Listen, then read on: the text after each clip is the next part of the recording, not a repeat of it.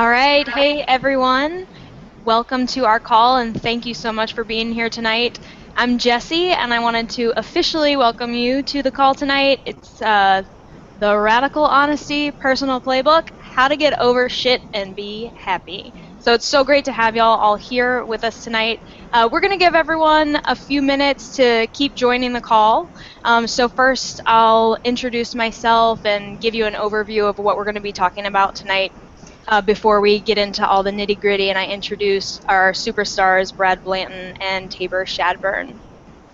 So first off, again, I'm Jessie. I'm going to be your host and moderator this evening. A little background about me. I've been a part of the Radical Honesty community now for about 3 years, and I've personally seen how this work can really transform and change your life for the better. In those 3 years, I've been to several of Brad's 8-day workshops. I've worked personally with both Brad and Tabor. And I've actually had the chance to co-host a group here in Los Angeles and coordinate a 3-day workshop here in LA also with Tabor. So I've had kind of a unique perspective of not only being a participant, but also being on the other side of things. So I've experienced the changes for myself and really been able to witness the transformations and the changes that can happen in other people's lives with this amazing work. So tonight, I want to give you all a taste of all that goodness. Here's what we're going to be getting into tonight. We want to be able to show all of you a few things. First off, how to shift out of performing and the bad rap of always trying to look good. We also want to go over how we learn to lie in the first place and what we need to do to unlearn those bad lying habits. How noticing is more important than thinking. Got some notes here. How noticing does not depend on thinking. How you can, with practice, become more naturally, radically honest, and how to develop your skill in speaking and listening descriptively and honestly. So that all sounds pretty good to me. Who is this webinar for? So, like I said, pretty much anyone can benefit from these, and I've seen that happen for myself and for many other people. But if you're wanting more intimacy, if you're wanting more connection, more happiness overall, but more connection in all of the important relationships in your life, from your friends, your partners, your lovers, wife, husbands, kids, family, even your coworkers, that one can actually be really tough. But if you know that you're not getting that intimacy within those relationships, you are definitely in the right place. I can assure you that this training is for you. So we're going to be sharing with you tonight the whole outline of Brad's teachings with Radical Honesty. The Radical Honesty Playbook that we're going to be going over, it's a compilation of over 40 years of wisdom. So we've got about 90 minutes tonight. We're going to do the best that we can. We'll cover definitely as much as we can, and we want to answer as many questions as you have in those 90 minutes. And then there's going to be an invitation later for us all to go into this deeper and get more info. So I'm not running this whole show by myself, thank God.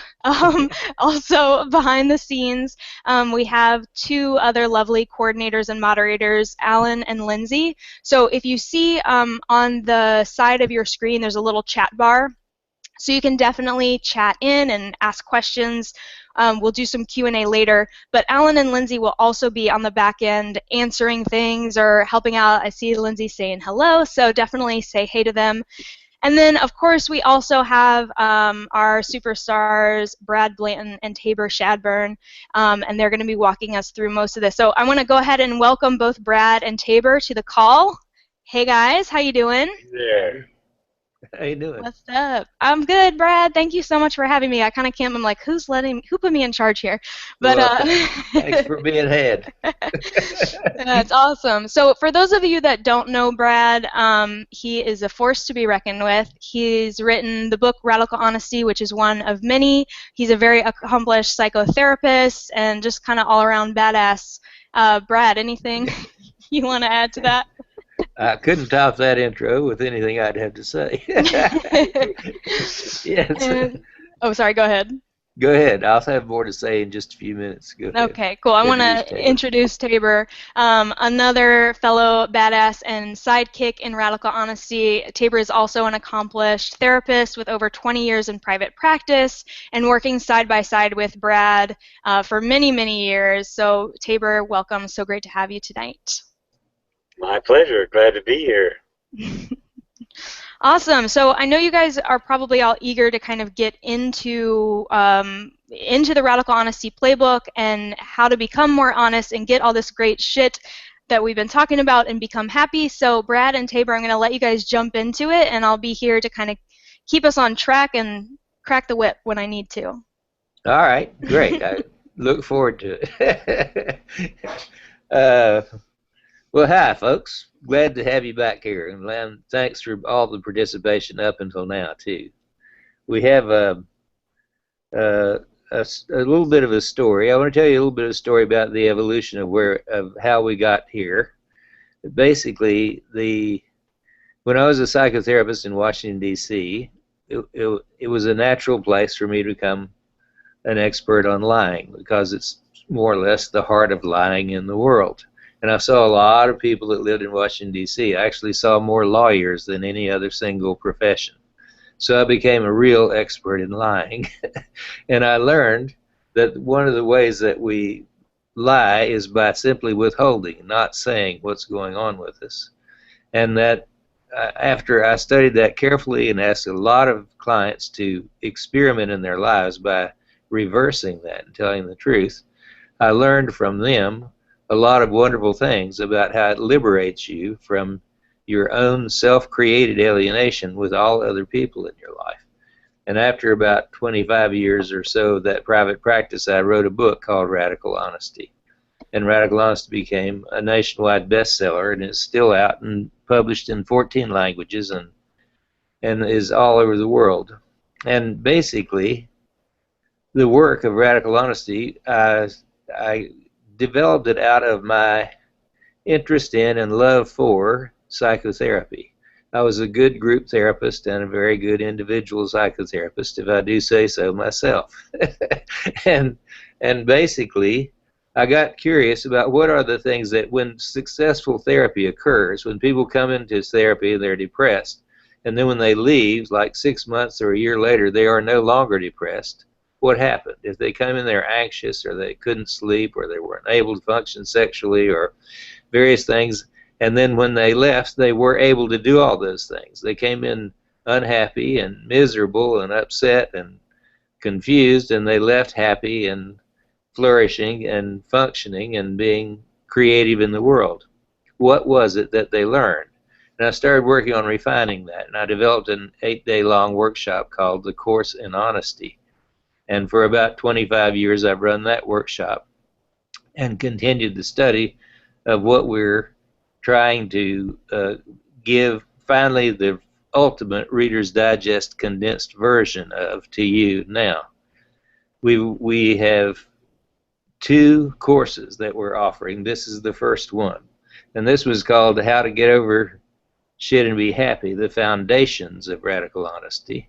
And the second one, the later and more advanced course, will be called the Radical Honesty Applied Online Workshop. The advanced online workshop is one which the application of the enlightenment of honesty is put to the further instruction.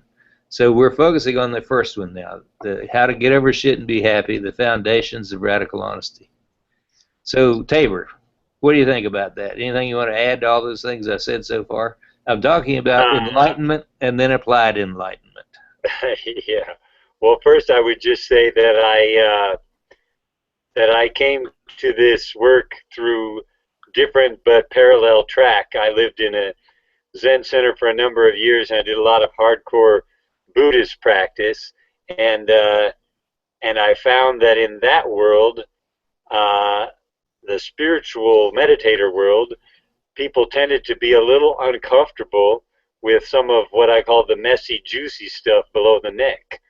And then I went and trained as psychotherapy, and I did all the touchy-feely workshops I could handle, and that was great, but I noticed a blind spot in that community too, which is that people getting in touch with their feelings often end up getting very in touch with their drama, and not able to kind of not be hooked by the significance of their drama. So I became interested in what would an out loud spiritual practice, an out loud practice of meditation look like that would have both the kind of rigor and transcendent perspective of meditation, but the passion of psychotherapy and all the touchy-feely stuff. And then I came across Brad, and he was also talking about out loud meditation. So we hit it off right away, and we've been working together for almost 20 years, and it's been very exciting to me. And in terms of those distinctions Brad was just making, the foundations are sort of like the equivalent of learning how to meditate in a social space. They're about like learning how to really become able to notice the difference between reality and everything you make up about reality, and start to begin to share those observations out loud with another person in such a way as to create connection and intimacy. And then in the second installment, we'll be encouraging you to take it out into the world and giving you assignments to go engage other people in your life. So it's a wild, exciting ride.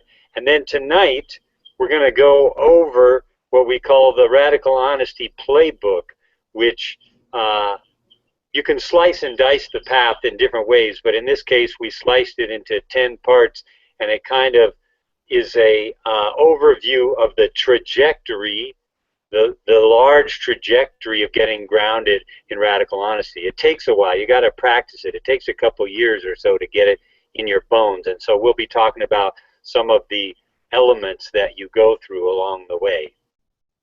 Good, yeah. So this Radical Honesty personal playbook has grown out of about 5 years of collaboration with Tabor and I and a bunch of other trainers and lots of other participants in workshops in Greece and in all over the world, basically, and a lot of trainers trainings with people who are learning to be radical honesty trainers and who are trainers. And basically, this book is 50 pages long. So what started out as like 2 years of intensive psychotherapy has now been reduced to a 50-page book. But it's a very, very Reader's Digest condensed version of the fundamental elements of what occurs whenever psychotherapeutic change occurs, when people go through the transformation that makes misery into bliss, that makes uncomfortableness and all kinds of discomfort something you're familiar with and actually enjoy and are entertained by. I would add to that, though, that's psychotherapeutic transformation as you define it, which comes out of the Gestalt stream and stuff, because a lot of people's version of psychotherapy is 5 years talking to their analyst, who then gives them a whole bunch of expensive interpretations of their experience, and they're no closer to grounded in noticing than they were when they walked in. So we have a specific definition of what significant psychotherapeutic change actually looks like. Yeah, it's not so much a new understanding as it is a new experience of being. Okay, so we're gonna talk about the plays. This book is called the Radical Honesty Playbook, and you think of it like a football game. It's like a series of plays you're gonna try out there. So Jesse, you look like you're about to say something. What? Yeah. Yeah, I just was going to say that basically the way that we can use this playbook, it's like a cheat sheet, like a therapy cheat sheet. So instead of having to go through all the time and the money and we can get a lot more pain in a short amount of time, is what you're saying. That's right. All right, cool. Good. Okay, so Tabor and I are gonna talk through basically the 10 plays of the playbook, and basically we're gonna sort of like hit the highlights so that you can get the idea of what the headings are and get a sort of a clue of what we're actually talking about. So with the play one is about human pretentiousness, about how we're always pretending all the time. And some of you that have participated in the uh, videos that we've been doing the last 3 weeks saw a game called Sometimes I Pretend. And we have other games like that and other times in which we point out that people are often posing. That there's a French word, poseur. It means someone who puts on some kind of a show. That we're all poseurs. That we're all posing all the time, and that those poses, we get all wrapped up in our poses. We get to thinking that our poses is who we are, and we're basically slightly opposed to poses, and we're after. What would you do if you didn't pose? That is, if your identity was not your performance, that you imagined people thought things about you in their own minds, that you performed to an imaginary vision of who you are in the mind of another person. When you quit doing that, what else is there? And are there other ways to live among people than that? So the whole play one is about how do you play in your life? How do you live in your life in such a way as not to be posing all the time? Go ahead, Tabor. Yeah, it's part of the brilliant insight by which you are struck dumb when you explore this is that people are very hungry at bottom for connection, for intimacy, for a real connection with other people that can nourish their soul, and yet they disqualify for themselves from connection by putting on a mask all of the time. And this gift that human beings have for inventiveness, for making up stuff that isn't there, ends up being their own undoing when they start routinely hiding behind all of these masks that they put on. And when Yes. we do this exercise with people, it's kind of hilarious how everybody admits to pretending all of the same stuff, lying about all the same stuff to each other all the time. You start to see how when you drop that kind of pretending, lo and behold, even though you thought you were doing it to protect yourself, you actually have much more intimacy and connection available to you when you take the mask down. Yeah, so often what keeps people putting the masks up is that they're afraid of being discovered. They're afraid of some judgment not being under their control. And so the second play in the playbook is to deeply teach people how to relax, how to get comfortable so that they could actually give up their anxious protection that comes from playing those roles. So we do teach something called autogenic relaxation and then meditation. So we teach autogenic relaxation so you learn how to deeply relax, and along with that, a kind of noticing of your body and increasing number of exercises that have to do with allowing yourself to relax. And so when we teach autogenic relaxation and meditation, we're working on the same thing. We're asking people to give themselves a little bit of relief from their usual busy on-guardedness to protect their reputation as though it were their identity. That there is another identity as a being who has sensations, who can notice, and who can be present, that doesn't have much to do with your reputation. That who you are is not actually your reputation. And so the meditation and deep relaxation and autogenic relaxation are taught systematically so people can access risk-taking that allows them to drop their posing. Yeah, go ahead, Tabor. Yeah, we were saying before that basically radical honesty, unlike other forms of communication, is basically an out loud meditation practice. So we highly recommend that people also practice solo meditation, sitting meditation on their own. And the more that you do that, the more that you are also empowered to have radically honest conversations in ways that will become more apparent when you start really engaging in both practices. Amen. Ain't the truth. All right. So I'm skimming right through here because I want to make sure we get all 10 plays in, so you at least get the Indeed. seed idea. The Mhm. third one, third is distinguishing between noticing and imagining. How do you use your ability to sense what's going on in your body and in the outside world as a primary thing to rely on rather than your interpretations, your imaginings about what it means? So that in order to get free from what we call the jail of the mind, the ongoing mess of constantly reevaluating and assessing and judging and judging others and competing with them and imagining what you need to do next and trying to anticipate the future and all the things that you do with your mind, instead of do that and have your imagination be what you consider yourself to be. Just focus on developing your capacity to be present to the experience of noticing what's going on here and now. So I notice that I imagine there are a series of things we do there, but that's play number 3. Play 1 is sometimes we pretend and we admit it. Play 2 is meditation, autogenic relaxation, deep comfort. Play 3 is I notice and I imagine.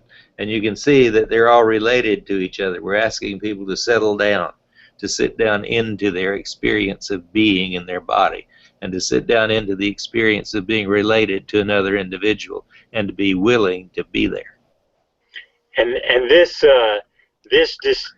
distinction between noticing, actually noticing with awareness what is already going on, and what you remember noticing having gone on, the distinction between that and what you think about what has been going on is huge. And it's easy to say, but it's a bear for people to really get, because we are so trained to be completely identified with our judgments, our opinions, our thinking, that we actually begin to think that they are real, as opposed to just being a person who's making up a bunch of thoughts about reality. We And it's a imagine our truth. thoughts are reality. And that one is just huge. You know, we can say it right now, but this one is really foundational to all the work we do, and it takes people a lot of practice to really get this one. Yeah, Right. this one has actually, if I can jump in, Yeah. this one has been really big for me in my relationships, kind of starting to tell the difference between a noticing and an imagining, because especially, with my partner is a really good example. I'd notice a look on his face, or before I knew the difference, I'd see him, make some kind of face, and then I would just immediately have the belief that he hated me, or he was a turd, or he was a jerk, or whatever it was. But after doing this practice, now I can notice when an eyebrow lifts, and I can notice that I'm imagining that he hates me or he's a jerk or whatever it is, but I don't necessarily believe all of those things that I'm imagining. So it's been really, really helpful, instead of just holding so tightly to those judgments that I didn't know they were judgments. I just thought that they were true. It's been really helpful to be able to see the difference between what is real and what am I applying to it, and where can I find a middle ground to make decisions, instead of just assuming that I know already. Yeah. You know, when Good. you're having a radically honest conversation, you are describing out loud what you notice to be true. And you can be passionate about that, but you really can't have the same kind of debate or argument over that people normally have. Like if I tell you, oh, my face is really hot and my jaws are tight, I'm mad at you for that thing that you said to me yesterday, you're probably not going to say, no, you're not. It's just like you pretty much assume that I'm the authority on those things. Whereas if I tell you that you are a real jerk to me, well, then we can have an endless debate round and round about whose opinion is the correct one, instead of anything that has to do with reality. Yeah. But just so you know, my opinion is the correct one, just so we know. Of course. That's what I thought. Okay. If in doubt, consult with Jesse.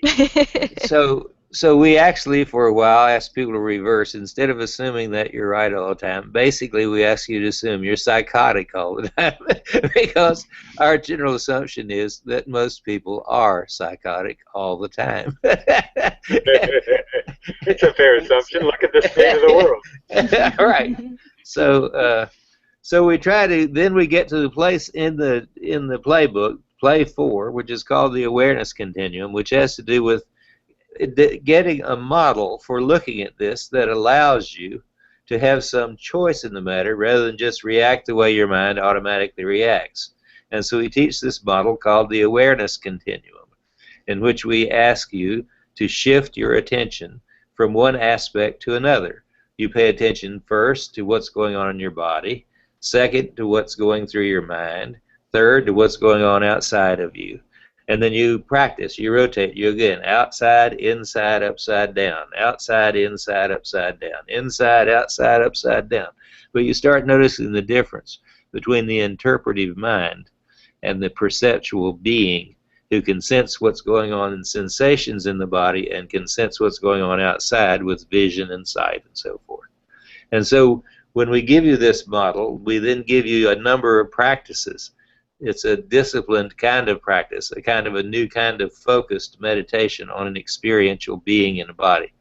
We can't tell you, there's plenty to be said about that, but basically the fundamental model is to be able to understand now what you're doing. Now that you're not lost in your mind, you could possibly use your mind to assist you in interrupting your mind and allowing yourself to be a perceptual, grounded being rather than a mind-scattered being. Another way of putting it is, since we taught you in the last play to cultivate the practice of noticing as opposed to habitual compulsive thinking, then what can you notice? What is it possible for you to be aware of? And when you really look, all there is that you can notice thoughts going through your mind, sensations going through your body, and things that you notice outside of you with your eyes and your ears, maybe your nose. That's it. Yeah. Okay. Good. So that's we'll go into that more enough more to drive you crazy out of your craziness. We'll do that.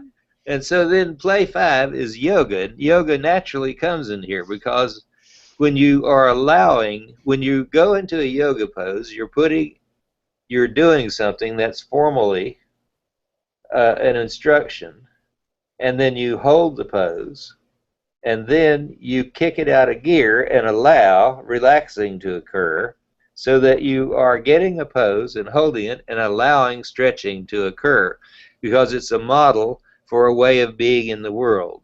That is, it's not making yourself do things because you should do them. It is putting yourself in a particular position, staying with it, noticing what's going on, allowing yourself to relax, and allowing stretching to occur. And when you allow stretching to occur, it gives you room for relaxation.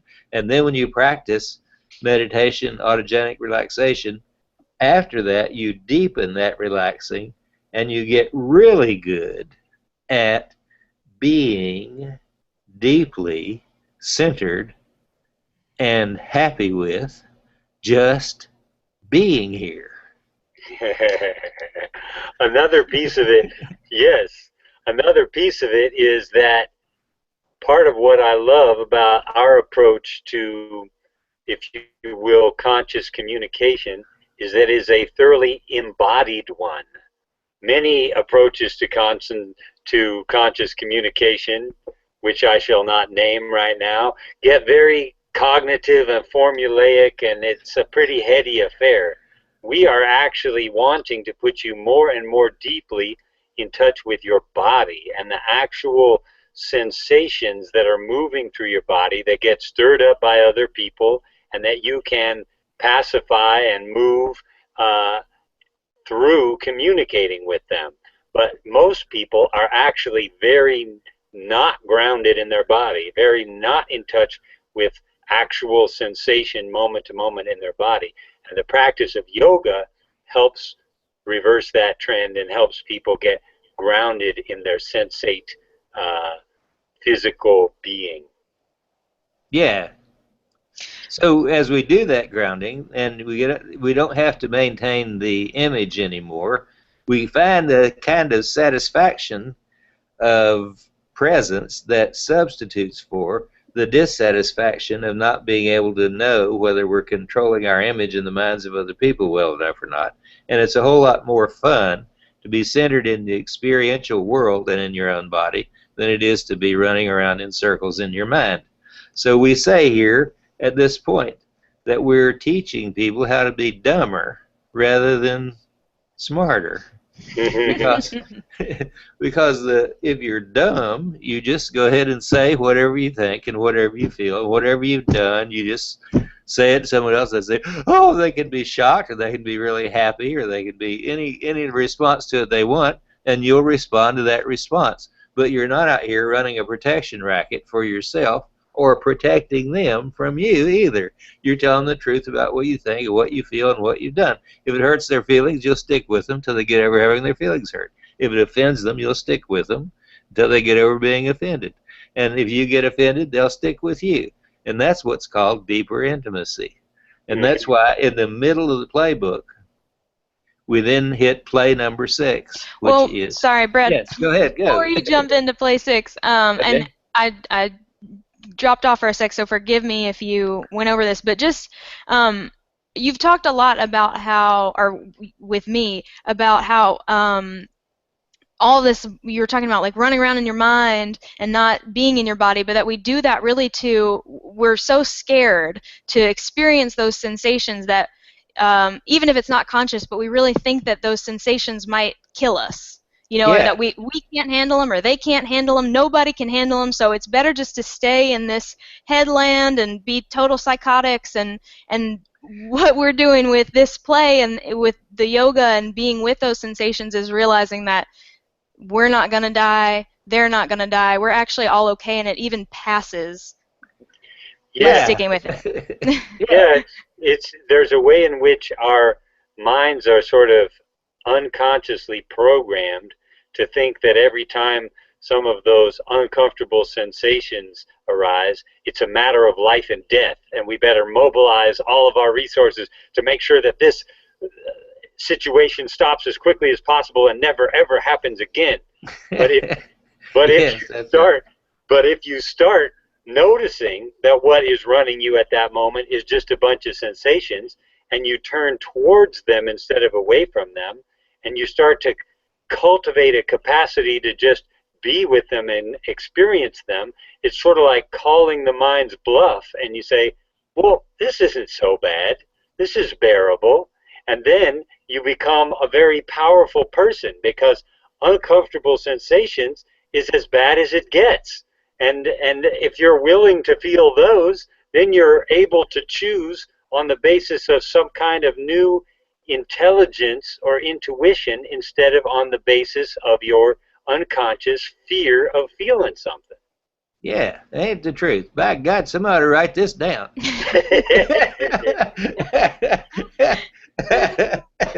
All right, I'll let you continue now to the next play.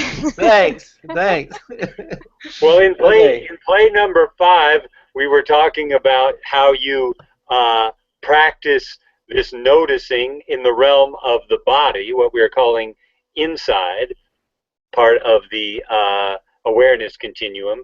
In play number 6, it's about noticing what we call the upside down, the mental part of the awareness continuum. And what you notice when you start really paying attention to the mind is how it is just dominated by all of these rules and expectations about how things are supposed to be that we call shoulds. You find that our conflicts with other people, our conflicts over shoulds, the stress that we create for ourselves is stress about not meeting up to our own shoulds. They become a very obvious source of much, much suffering. Yeah, and Fritz Perls developed a model of what he called the top dog, bottom dog game, and talks about we have a sort of internal voice that's always scolding and trying to predict the future and trying to stay in control, trying to make us behave and make us do what we should. And basically, we try to turn people onto an awareness of that shouldistic internalized judge, and to start doing battle with that judge, and start doing battle also with the other internal voice that is the submitter to the judge. There's a judge in there called the top dog, and in there is this submitter to the judge called the bottom dog, who always agrees with the judge and then sneaks around and says, I know I should exercise and I need to eat right to lose weight. I sure as hell ain't going to do it. And I'm going to try as hard as I can to do it. Meanwhile, it's eating and running away from working out. So we put you on to the whole internal deception mode that's called the top dog, bottom dog game. And this is a lot of fun. And it's also embarrassing. But being embarrassed can be fun too. It's embarrassing when you found out how really self-oppressive you can be. And all of us are often our own worst enemies. So the top dog, bottom dog game, the shoulds game, is a big part of what we teach, and is the 6th play of the 10 plays in the Radical Honesty Playbook. We have a whole bunch of stuff on that, but we'll have to wait and tell you about it later. And so there is this formal way of then agreeing. I can agree with you and you can agree with me that I will do whatever I can to help you interrupt your mind and your oppression of yourself with your mind. And you'll do whatever you can to interrupt my mind. And we'll try to have our minds be something our beings use than something that oppresses our beings. And now we're getting into the very heart of what was evolved over the course of the last 300 years of existentialism and Gestalt therapy, which has to do with understanding certain taboos, certain verbal taboos. So the play 7 is called the 3 verbal taboos. And the taboos are against being self-oppressive in a particular automatic way. And they're against playing why, because games, against using the word but, against using the word it. And we don't have enough time tonight to go into the complexities of those things. But I promise you that ever since you first learned to speak language, and everything you learned in school was filled with instructions about how to bullshit everybody else and yourself as well. And the way to bullshit everybody is to stay on a level of abstraction, removed from your experience, away from feeling, and out of touch with other human beings. So you stay with its and buts and why, because games. You can go around and be very entertaining and run your mouth a lot, and people say, well, you know, they won't be intimately connected with you, but they'll think, well, all right, they'll tolerate you a little bit, and you can get by with being a good bullshit artist. So we're asking then that people engage in conversations with each other in which they admit and go into detail about how they've been bullshitting each other, and they keep doing it over and over again to see what happens on the other side of that. So oh, sorry, Tabor, go ahead. Well, I was just going to say that the 3 taboos are just sort of a subset of the ways in which we unconsciously use language to collude in staying out of touch with reality and staying out of too much intimacy. It's sort of like we have these unconscious ways of structuring our conversations, our communications, in such a way as to remain safely removed from reality, from too much experience. And we don't even notice that we're doing it, but it just happens automatically. Like you know, when somebody says to you, well, you know how it is, you work so hard, you do your best, and nobody appreciates your efforts, and you just get disgusted and you just want to give up. Now, when that guy was saying all of that, he wasn't talking about you, right? He was talking about him. But it was safer for him, he would feel less by saying it that way than if he were to say, I know how it is. When I work so hard, and I feel like nobody appreciates me, and I just get disgusted, and I want to give up. And you can correct somebody who's using that you language several times, and they'll keep going right back to it because they feel safer with that kind of distance from their own experience. Good example. Yeah. Go Yeah. ahead, Jesse. What was yours? Go ahead. This has just been really helpful for me, this exercise with the verbal tattoos. I should get them tattooed here. No. In taking responsibility for myself, like you were saying, Tabor. So just to review what those taboos are, they're using the words it. So the example of like, it makes me so mad, when really I make me so mad. Using the word but, and the example that Brad always gives is, I love you, but your feet stink. So that but is negating really whatever is at the beginning. So instead of using but, we want to use and. I love you and your feet stink. So there can be both together. And then why, because game, which I don't really have a good explanation for off the top of my head, but I guess it's just getting around the experience. So taking People often want to substitute a why, an explanation, or a theory about causality. This is because of such and such, for actually experiencing the thing. So instead of having the experience, they immediately run to explaining to themselves or others why it is the way it is, or this is happening because such and such and so, which robs them of actually being in the experience that they're busy explaining. Right. And I think that that ties in too with really believing those imaginings a lot of the time, like wanting to use the imaginings as explanation. They all kind of tie in together. So all of these tools are really to bring us back to our experience. What do we notice in our body? What do we notice in front of us? And then also what's happening in our mind, but not tying or holding too closely only to that. Yeah. Yeah. Good for you. Maybe I should write a book. Maybe you should. Indeed. All right, Tabor, talk to us about. In the next play, it's about a different kind of meditation. Earlier in the practice, we taught you the autogenic relaxation and a mantra meditation to help you concentrate your mind and get you settled down. Not concentrated in the way that people usually think of, like focusing on a problem, but concentrated in the Buddhist sense of like not distracted, bringing yourself together. And then later on, we teach you another form of meditation, which is sometimes called mindfulness meditation or insight meditation, which is basically about bringing your awareness to whatever is happening right now. Sitting down and being able to notice consistently your breathing, the sensations arising in your body, the kinds of thoughts that go through your mind. And part of the beauty of this approach to meditation is it becomes something that generalizes out into your whole life. You end up finding that radical honesty is just a subset of this kind of awareness practice, this kind of mindfulness meditation, which you can bring to driving your car. You know, when you're driving your car, you're feeling the sensations of your hand on the wheel, and you're noticing the kinds of thoughts that are going through your mind.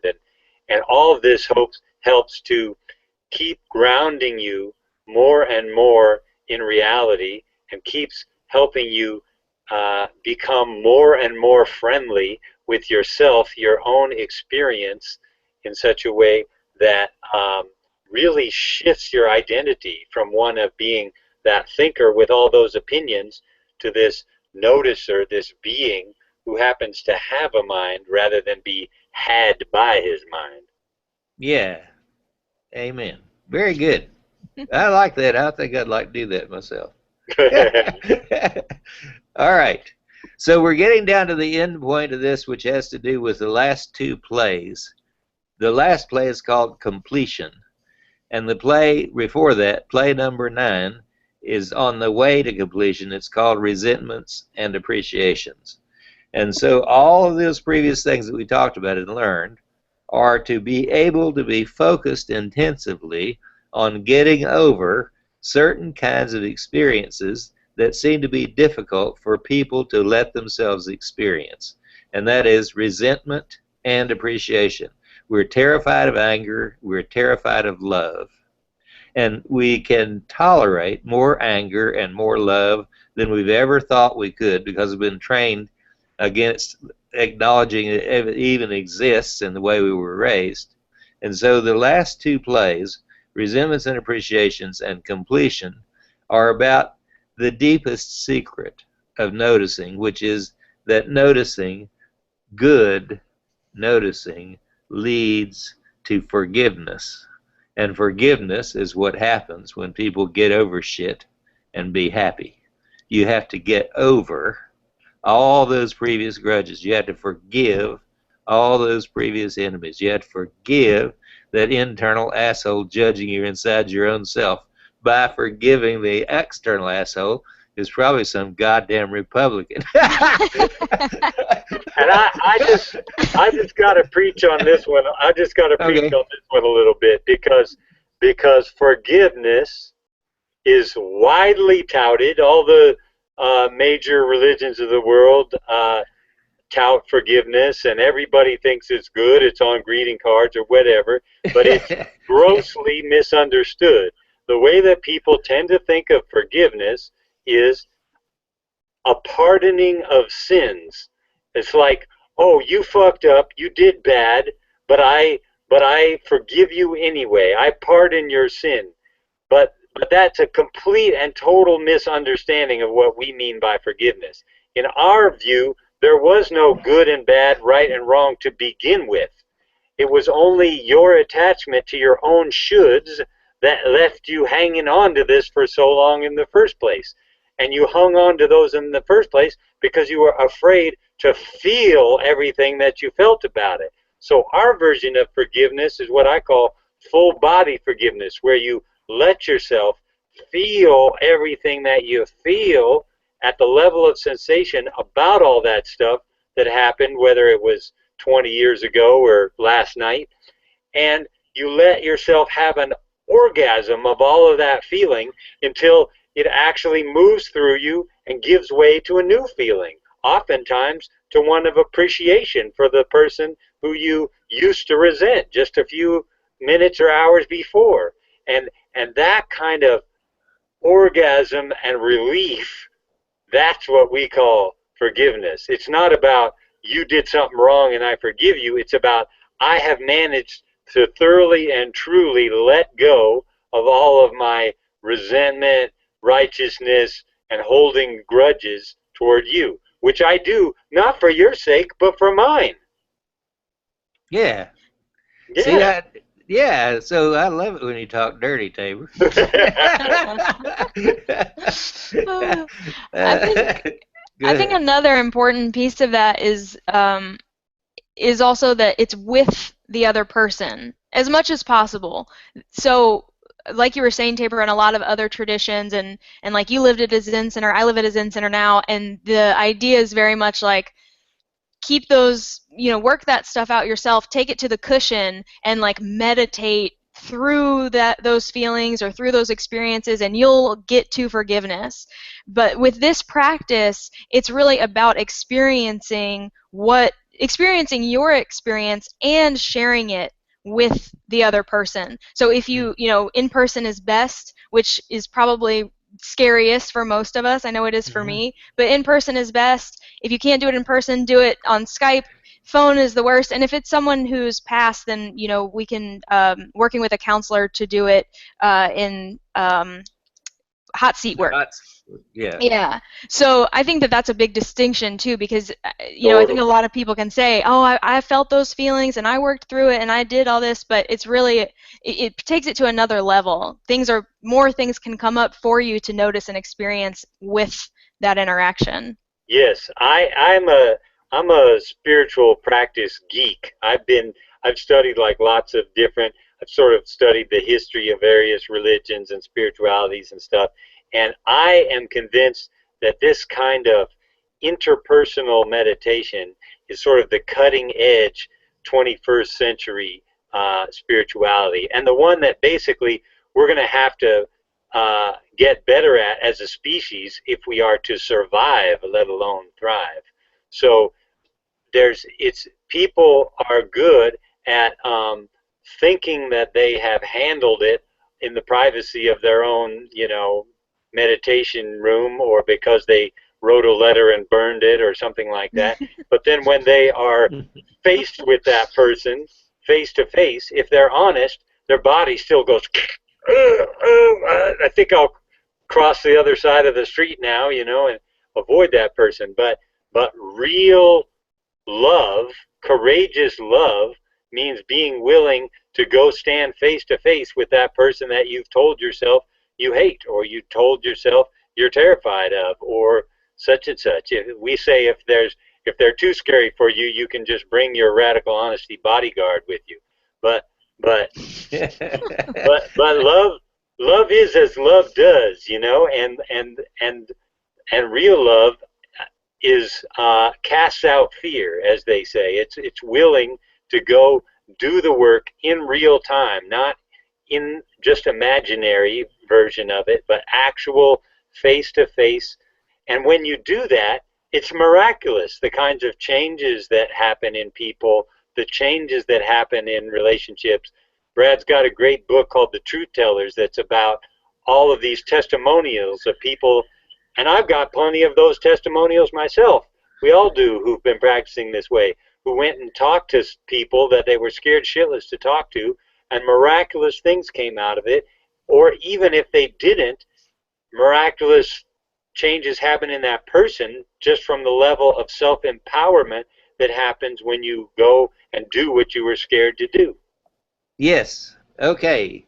So all of this is going toward what we call completion because of this one thing, that if you want your life to actually be new things happening one after another, a lot of variety to the future of your experience.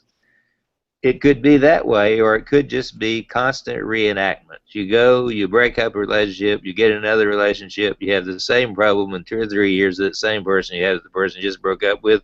You break up with them, and you go on to the next relationship, and you just basically keep reenacting the same bad news that keeps happening in your life, because what's really running your life is your reactive mind. One of the ways you can actually change the way your reactive mind works is by being willing to have the reactions that you have and experience it in your body, and to feel your way through things rather than think your way around things. You still get to think, you still get to use your mind, but you use it not to avoid things, you use it to create with other people something that you both want, rather than just to defend and keep yourself intact. This transformation of defensiveness into affirmation is what the real benefits of real personal change are. This is the transformation that we are working with, and it's the transformation the world is greatly in need of.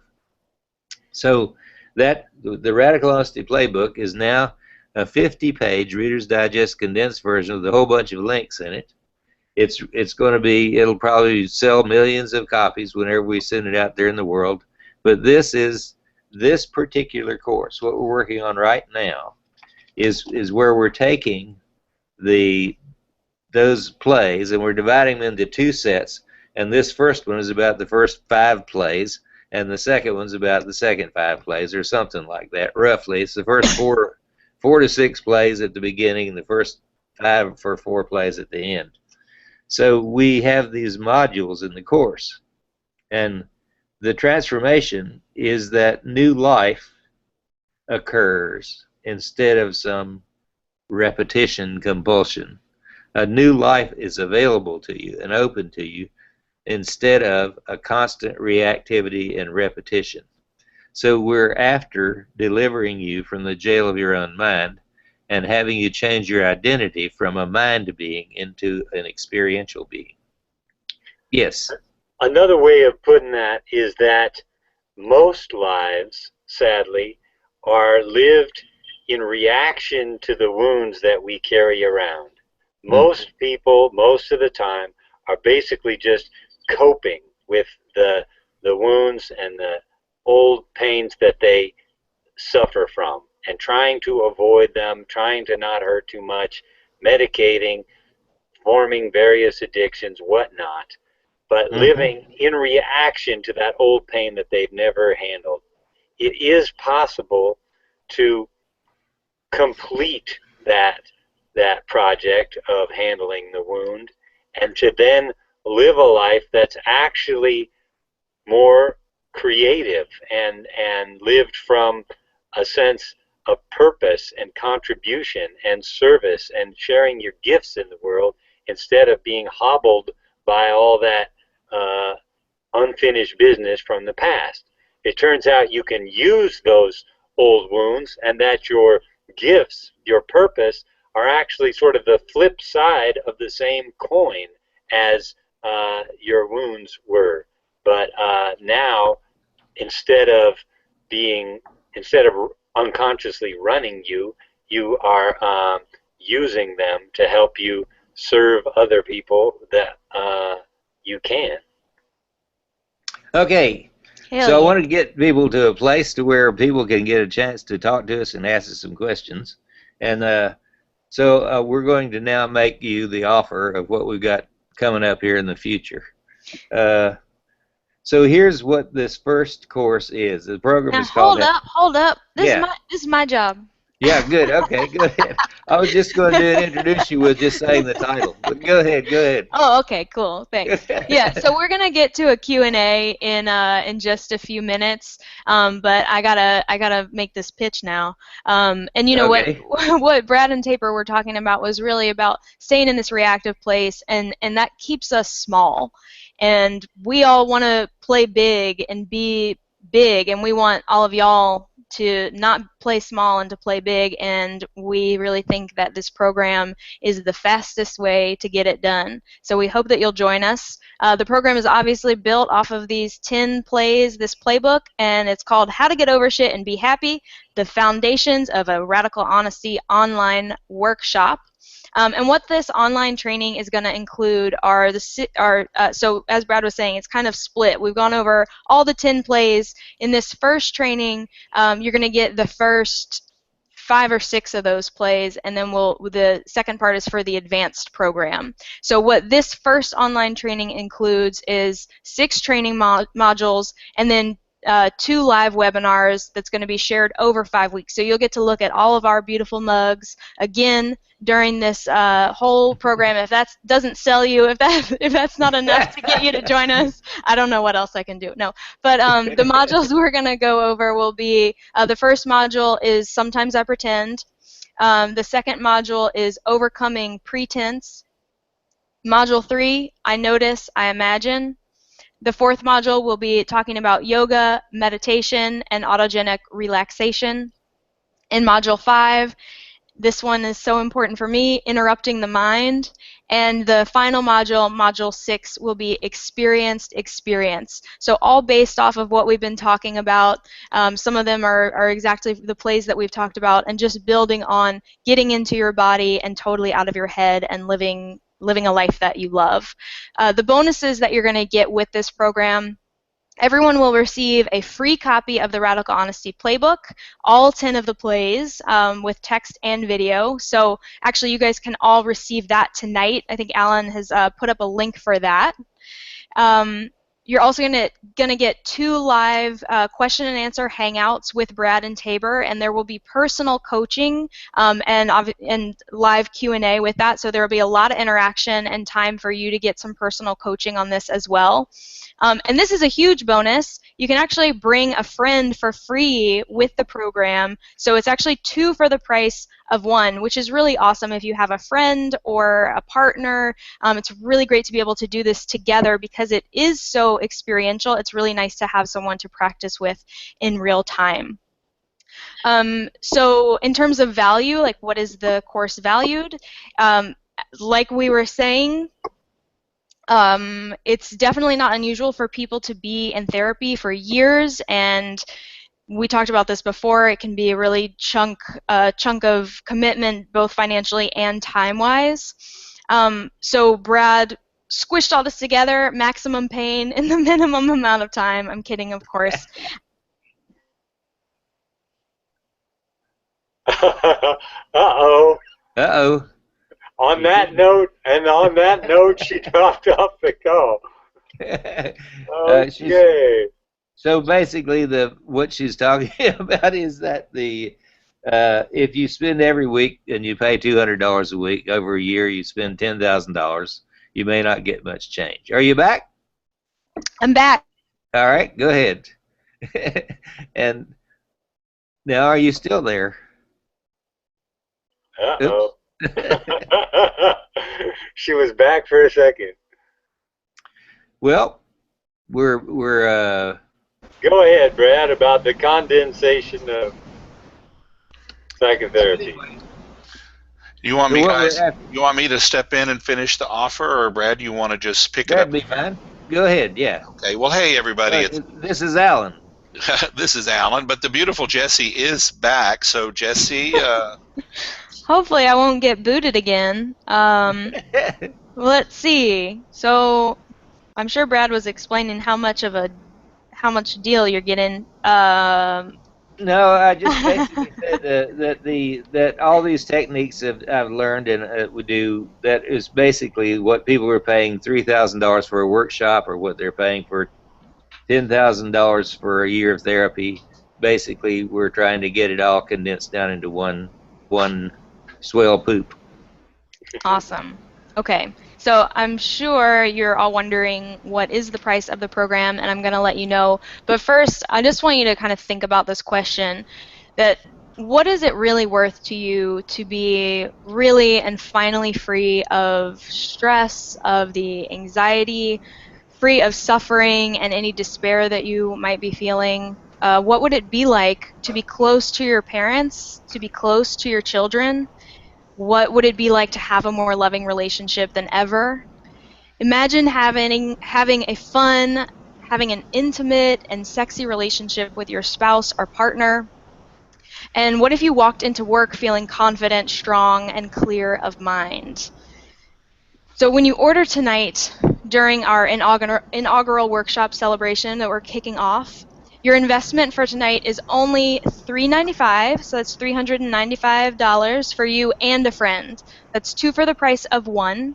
We're doing this to encourage you to bring a partner because, like I was saying, it's great to have someone to practice with, and you will get better results when you're able to do it face-to-face with another person.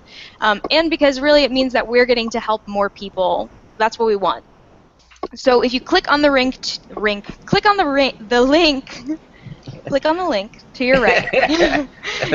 It's underneath the comment box, and you can get signed up, and we just really want to work with y'all. Want to get this going. All right. Well, so the benefits of the Foundations course will get clearer when we'll ask ask you to ask any questions that you have, and we'd like to respond to them. Basically, you know, when I do individual counseling now on the internet, I charge $500 an hour. So this is a hell of a lot. It's a hell of a deal to get this whole thing for $395. I'm thinking about backing out right now. I need a raise.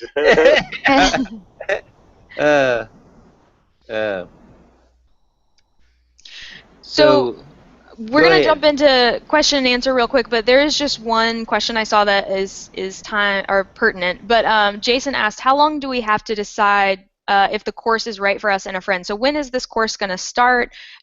How much time does everyone have to sign up? Okay. What's our timeline? Next Tuesday is when we're going to have the actual first release of the first two segments. Plays 1 and 2 we're going to do on the same night, on Tuesday night. So it starts next Tuesday night. You have from now until Tuesday to make up your mind. But if you sign up right now, we'll send you the Radical Honesty Playbook as a bonus for signing up. And then you can have that and begin working on the playbook itself, reading the playbook and getting ready for the course. And then we'll start the course itself on Tuesday night. That's when it comes up. So you have from now until Tuesday to sign up. From now till Tuesday. Okay, cool. So get signed up before Tuesday, and then as far as come on in tonight, if you can. Come on in tonight and get a copy of the playbook and start reading that, because that'll get you really enthusiastic and really prepared. Awesome. So you can sign up anytime between now and Tuesday, but the earlier the better, because it gives you more time to jump on the deal. Okay. Great. Thanks. And we're getting a few questions just about kind of logistics of the program, like how long are the webinars, when are the webinars meeting? So do we have, Alan, do you think, could you post those dates? And I believe the webinars will all be about an hour and a half, is that right? Or were they going to be 2 hours? No, they're all, the webinars will be an hour and a half to 2 hours, but the regular coursework, the courses, the things that are the other nights, other than the 2 webinars, will be generally about less than an hour long, somewhere around 45 minutes to an hour long. Okay. Okay. So, cool. Thanks. And then there are homework assignments that you will do with your partner. So you pair up with people. You and your partner are actually given assignments to practice. We'll also be giving you some songs. We'll also be giving you some movies to go see. And we'll also be giving you a bunch of support for the 2 of you to do in conversations. And we'll be suggesting things for you to do that have to do with your individual work as you interact with us. We'll also have a community where people are talking back and forth to each other about what's going on in their lives as a result of what's going on in the ongoing course, so that it's a big community building course at the same time. So good. Okay, I see all these questions. There are all these questions let's get into them. Okay, go ahead. There are all of them, a whole bunch of questions. Yeah. So let's see. I know that we had a question early on, and it's not saved in my chat because I got booted, but I know that there were some questions about radical honesty in the workplace. So, and this one was particularly about sales, and forgive me, I don't know who asked the question, but do you see that one on the sidebar? It's about how do you maintain honesty in a sales or work environment in general, but specifically in sales, where the goal is basically to manipulate people, into buying a product. So we had a guy that came and did workshops with us, and he had a radical, honest approach to selling, where he would just say to people, "This is what I really have to offer. Does that interest? No, is that something you want? Not does that interest you, but is that something you want?" And if people started to say, "Oh, well, I don't know," he said, "Well, is there more information you need?" And they say, "No, I'm just wondering." He said, "Okay, goodbye." He would just basically he figured it was his job to disqualify all the people who weren't a true fit for what it was he had to offer, and to do that as quickly as possible, and to tell them really and truly what he was offering. So his whole approach was anti-manipulation. Yeah, it's pretty good. It's good. So it's there. I think our sales pitch is to try to be radically honest about what we have to offer, and to say how much it costs, and then let you either join or not join. I think that basically the enthusiasm that people have when they do the 8-day workshop, for example, there's usually an ongoing rabid community of people talking on the internet for a year following each 8-day workshop. For a full year, everybody, all the 16 participants in the workshop, are constantly engaged with each other, and they visit each other, and they couch surf with each other, and they continue to tell each other what went on. They visit their families, their parents meet each other, and all these things happen because one of the things that happens when you start actually letting yourself relate to another being honestly is that you continue to grow because you're called forth by this. It's very, very hard to estimate what the value is, but the value is way the hell more than $395. I guarantee you. I guarantee you. And the radically honest truth is that, this work is not for everybody. Not everybody will be drawn to it. This is for those who, are sick of doing it the other way, and who are more interested in truth and growth and evolution and the possibility of love and intimacy than they are in staying comfortable all of the time. Not that staying comfortable all the time is even a possibility, but some people are still attached to trying. So I think those who are truly called to this work will have a sense of that. They will feel in their guts like, oh yeah, something about this rings true to me. Those are the people we want to come. Yeah. I've got a really interesting question here. I want to respond to those questions. Brian asked, sometimes I imagine the other person is lying, and I also imagine my mind is full of bullshit, and I may be lying too, and I don't know who to trust.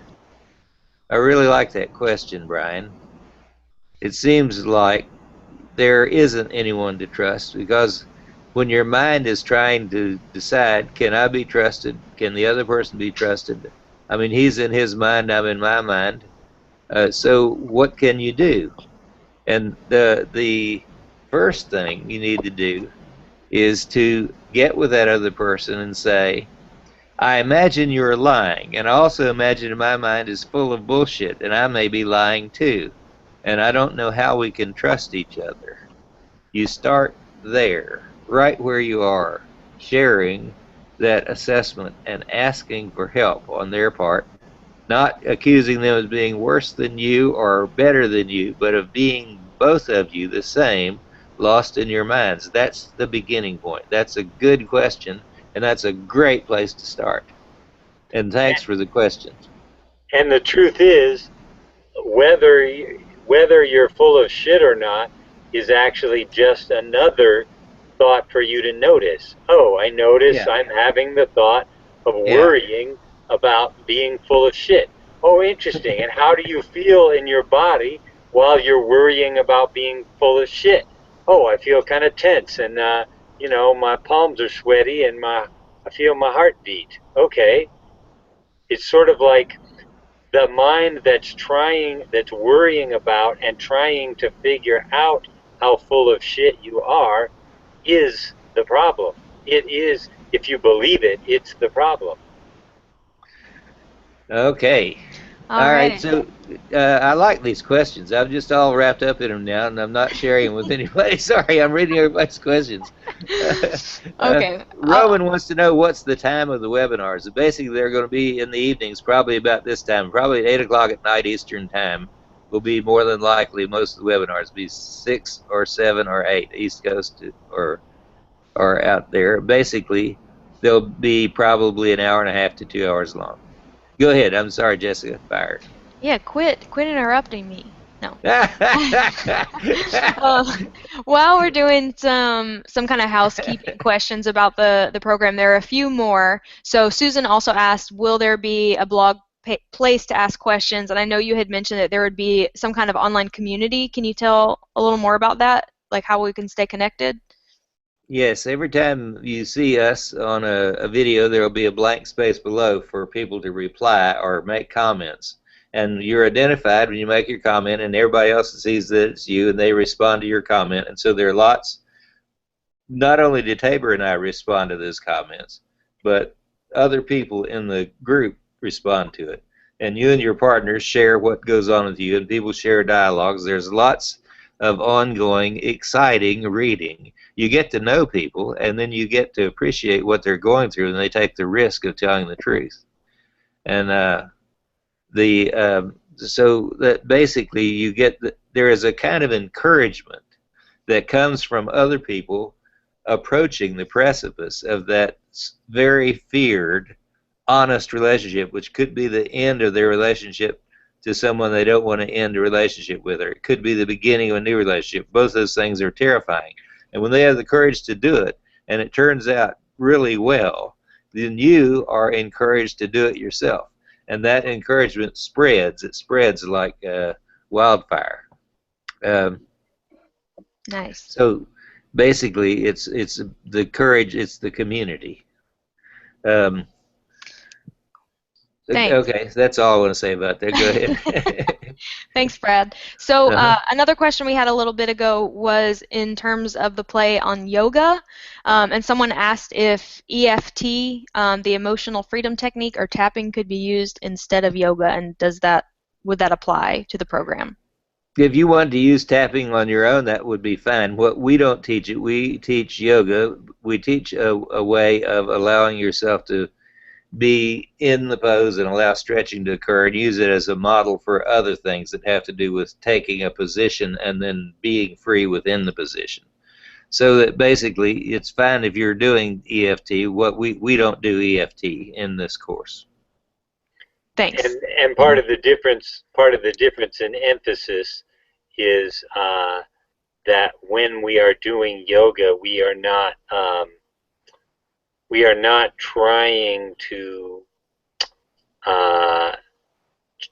change or modify anything, really. We're just sort of allowing ourselves to move more deeply into what's happening already and make friends with that. And it's part of our contention, sort of the radical insight that rather than trying to fix anything, what we support is a kind of compassionate awareness to what is, that supports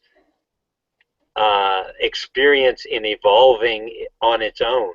So we're not fixing problems, we're paying attention to what is already happening in a new and more intense way that allows that experience to unfold. So the organism is taking care of itself, or life is being allowed to evolve through us rather than us thinking we know better and fixing ourselves. Does that make sense? Did I say that well? I think so, yes. I think so too.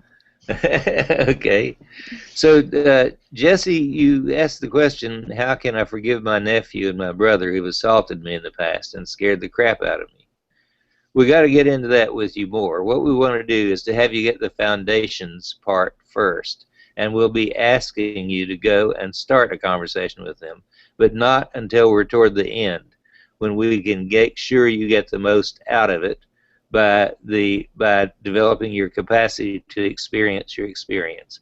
There you will learn that when you fully experience an experience, it comes and goes, but when you resist, it persists. And what persists in you and in those members of your family, your nephew and your brother, is the same. That as something needs to be breached, and we will coach you to go and breach that, and maybe send somebody to go with you, maybe hire the mafia. We've had various people go assist other people. The thing is, we're into you having the opportunity to forgive and to allow for forgiveness to occur, and give us get us the chance to do the preliminary coaching about how you learn to experience your experience, and can even help them learn to experience their experience, and we will help you with that.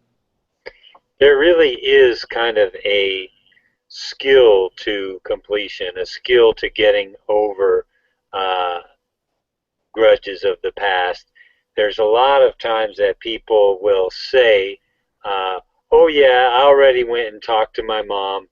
Oh yeah, I already talked to my dad about all that. And yet I can tell just by listening to them and watching them that there's still emotional unfinished business there that hasn't been handled. Because as we've been saying, there's a lot of ways to have a conversation and still resist the experience that it triggers in us. So what we're teaching is the actual skills, the actual art of communicating in such a way that increases, doesn't guarantee, but at least increases the chances of you fully experiencing that experience in such a way that allows it to come and go. And sometimes that might take a couple passes, but you know it when you feel it. You know it when you can actually look that person in the face, talk to them about that thing that used to upset you so much, and your heart stays open, your body stays relaxed. You can Yeah. actually feel your connection to them. Yeah, it takes a little work, but you can get there. All right, Lindsay, thanks you for answering all these questions. I was just, I can answer all these questions. Thank you, Lindsay. She's typing answers to all these questions, and they're pretty good. One of them that probably everyone would like to know, can you purchase the playbook on its own without joining this? Not so far. You can't. The way you get the playbook is by signing up to do the course. And we will eventually have the playbook published and out and available to everybody, but we're going to use it through this first course and figure out how we're going to publish it and all that stuff. But it's not available yet. And so, and the truth except is, by joining this. The truth is that that something like radical honesty, it's great to read about it, and it's kind of like reading a menu doesn't fill your belly, or reading a book about riding a bicycle is not the same as climbing on board. And to actually do any of this well requires a community of support. It requires people who've been down the road ahead of you and sort of identified the potholes and whatnot and can give you pointers. It requires other people, peers on the path, to look at you and point out when they imagine you're stepping off the path or getting confused. It really is a team sport. And so reading the books is great, but hopefully everything you read just entices you to find that community of support like we're offering in order to really have partners in putting it into practice. Amen. That's good. But the thing is, there are some also links and video in that work which you can also be moved by. It's a little bit more than reading, but it's not quite the same as having a community of support. So we're trying to offer you all the information and all the process and all the movement that you can have by being moved by watching other people in a video. But we also want to offer you a community of support of people that are doing it along with you and who are willing to support you in doing it and help you do it. So it's right. It's that we do every degree of causing a movement that we can. When you see someone else and you're moved and you comment on what they did and others are moved by your comments, and then others comment and they're moved, after a while you have a movement. And what you want to do is the movement is have the movement be mutually supporting to the people that are participants in the movement. Our friend Bernie Sanders is copying us on this right now. All right. All right. So we have now taken you away from watching Bernie and Hillary. You know, they've been talking. We just took you away from them. But this is your chance. So tell them what the offer is again. Do you want to? All right. Jesse, go ahead. Yeah, Say what the offer is. Okay, so in this offer, you're going to get some of those fundamentals of the Radical Honesty Playbook. So this online training does include 6 training modules and 2 live webinars over 5 weeks. We'll go over some of those foundations. Sometimes I pretend, I notice, I imagine, yoga, and then some added bonuses: overcoming pretense, interrupting the mind, and experienced experience. With those 6 modules and the 2 live webinars, you're also going to get a free copy of the Radical Honesty Playbook, so the full rundown of all 10 plays, and that will come with text and video. So if you sign up tonight, you can get that as soon as you sign up. It will come right to you right away. You're also going to get the 2 live question and answer hangouts with Brad and Tabor, and that's going to include personal coaching and question and answer and just direct interaction. And then one of the best things I think about this whole program is that we're offering a 2-for-1 deal this time around. So you can sign up with a friend, a partner, a family member, do it together for the price of one, which is $395. So all in all, we're offering a lot. It's and Brad has said it's worth a lot more. So it's a really good value for your dollar. And not only that, but it's an amazing experience. I've really seen my own life change with radical honesty. When I first met Brad, the first workshop that I went to, at the end of it, he was like, well, you came in here looking like an underling. And I was, I was meek, I was shy, I didn't feel like myself either, because that's never how I felt on the inside, but I was so worried about what other people thought of me and full of so much shame that I really did seem like an underling. And look at me now, I'm leading webinars and no. But no, it really, I'm so much more confident, and really I love myself and like myself more than I ever have, and I'm happier in my relationships, and it's really made a huge difference in my life. So I can't, it's not even selling it, it's just it's so valuable doing this work and developing the connection with yourself and then being able to share that in your relationships with others. It's pretty amazing. Yeah. It really is. Thank you. I appreciate you for doing that, Jesse, for saying that. Mm-hmm. It really is. It's like trying to share this work with people is sometimes a little challenging, because it's like inviting people. It's not just about, here, let's sell you 3 keys to a new, better relationship with your spouse or something. It's like inviting people into a whole new way of living. And once you're really grounded in that new way of living, it's hard to even imagine what it was like to even bother with the other way. I mean, there's people who have actually drank the Kool-Aid of this practice. You couldn't pay them to go back, and sure, there was some humps to get over, and there were some challenges, but it opens up the doors to a whole new way of being with each other, which is why the people who really get involved become lifelong friends.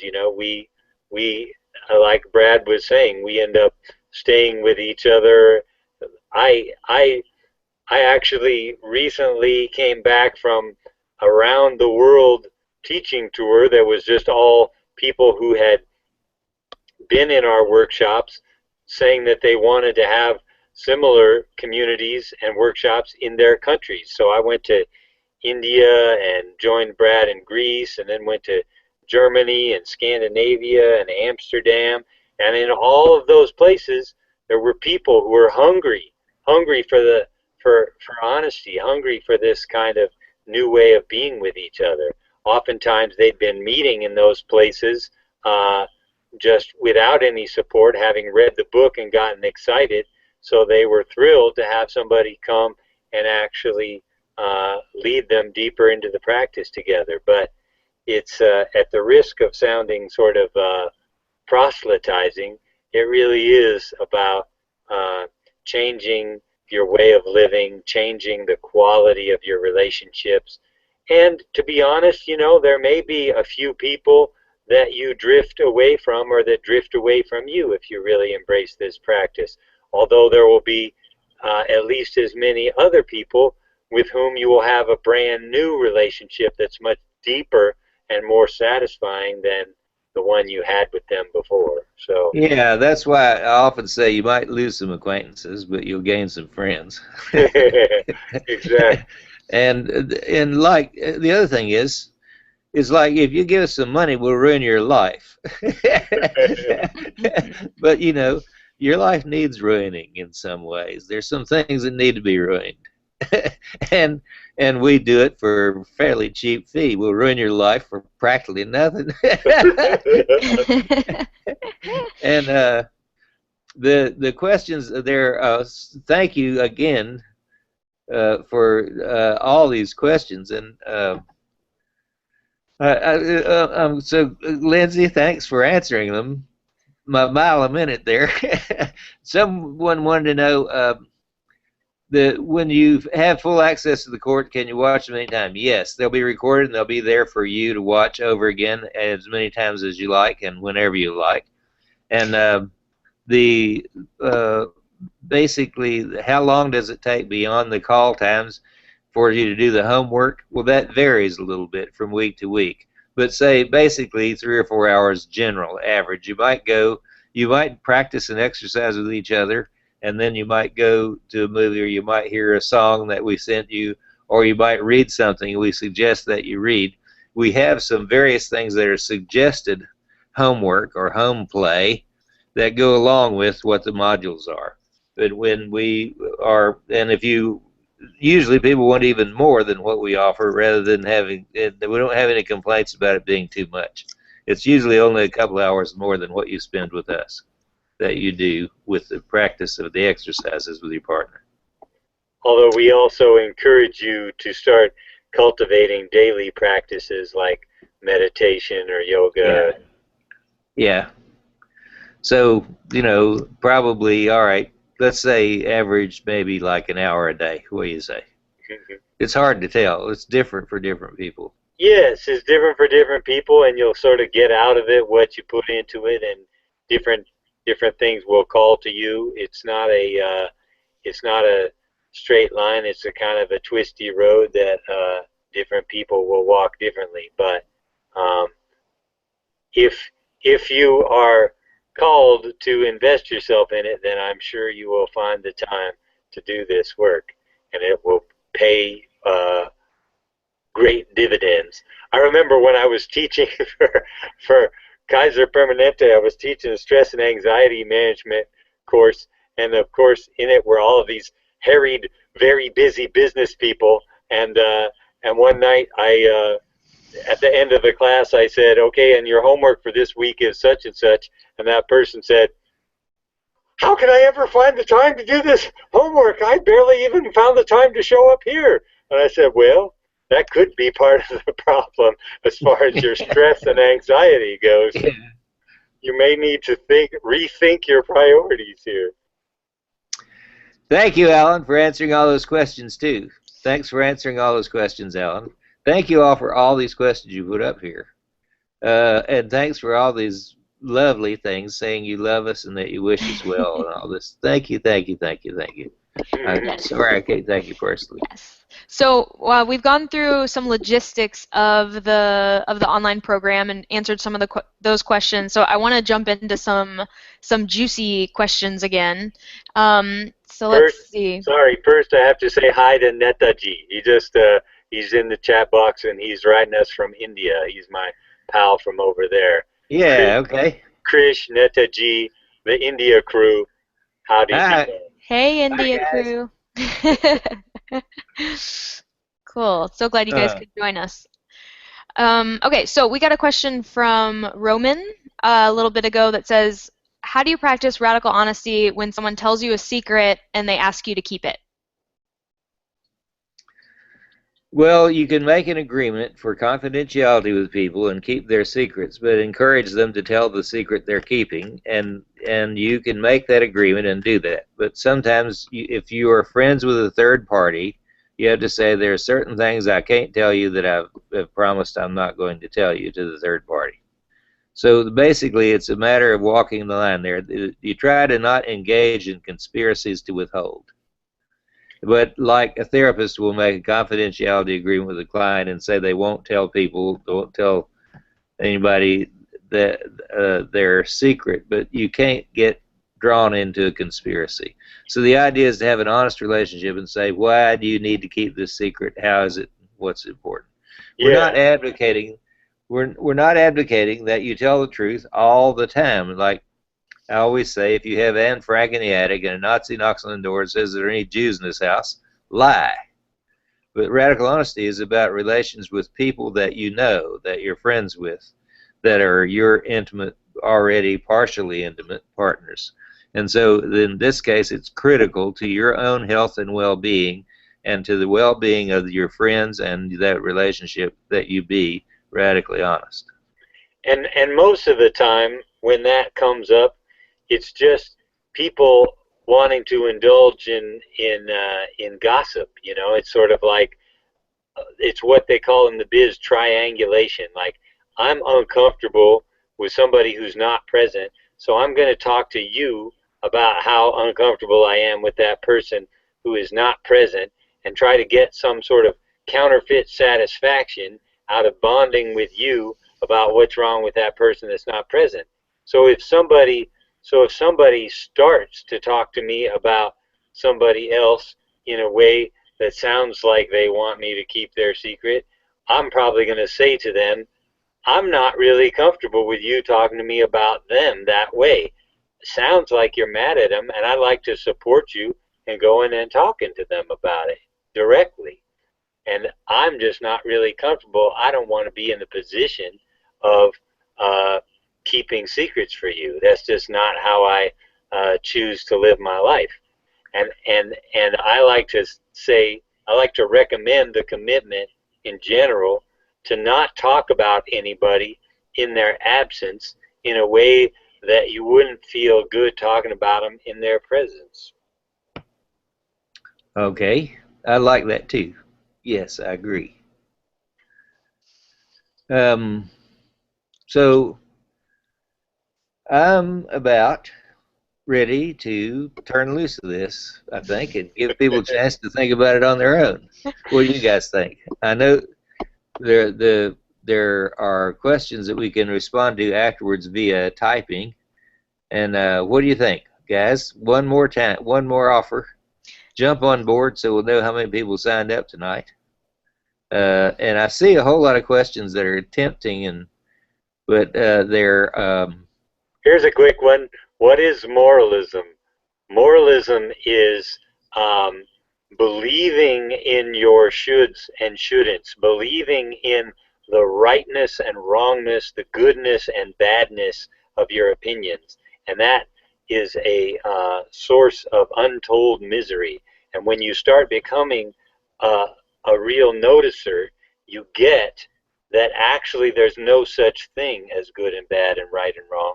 There's preferences, and there's things that seem to lead to more suffering for people, which we would all rather avoid, and things that seem to lead toward love and growth, and that distinction is real. We might say that we could make moral or ethical judgments, but that's different than moralism, which is believing in your righteousness or the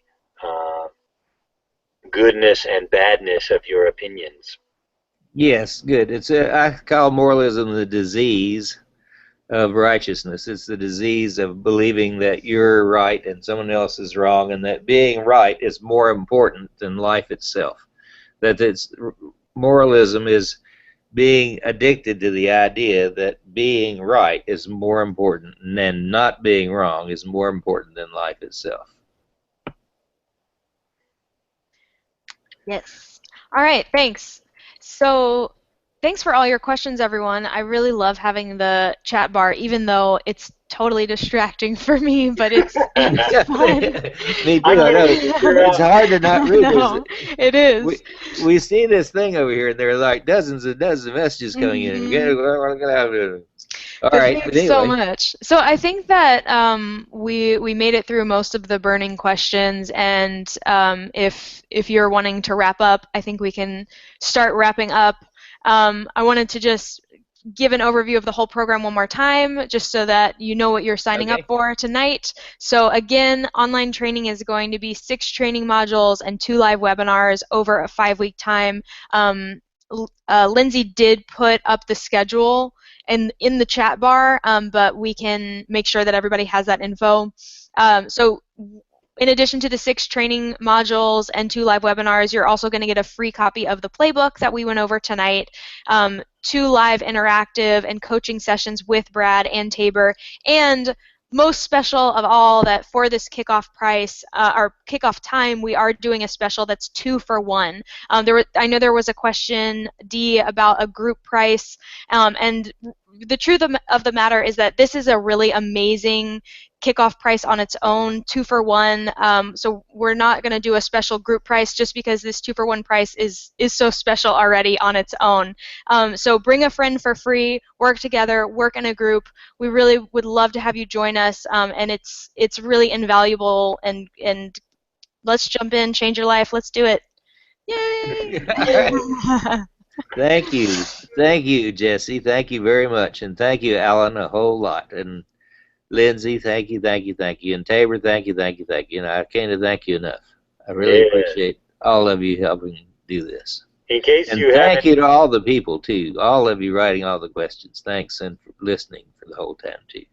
in case y'all haven't noticed, this is basically a love cult more than it is a business, and we're trying to take over the world for its own good, and all these people do a lot more work than they do earn money. We're really we're trying to turn that around. We're trying to become a lucrative operation, but the truth is that it's first and foremost a labor of love, because we're convinced that this can transform people's lives and transform the world for the better, and that's why we do this all the time, and why we would love to see you and join with you in this path.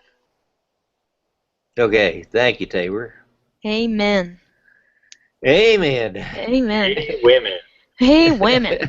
All right. Well, thanks so much for joining us, everyone. It's just such a pleasure connecting. If you weren't here on chat, I just thank you for being here as a listener or a viewer. It means so much to us for you to be on this call. Thank you, Brad and Tabor, for all of your infinite wisdom. It's always such a pleasure to get to connect with you guys.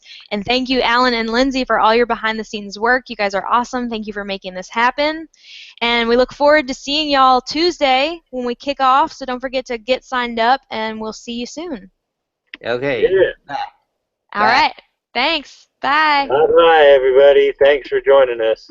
Yeah.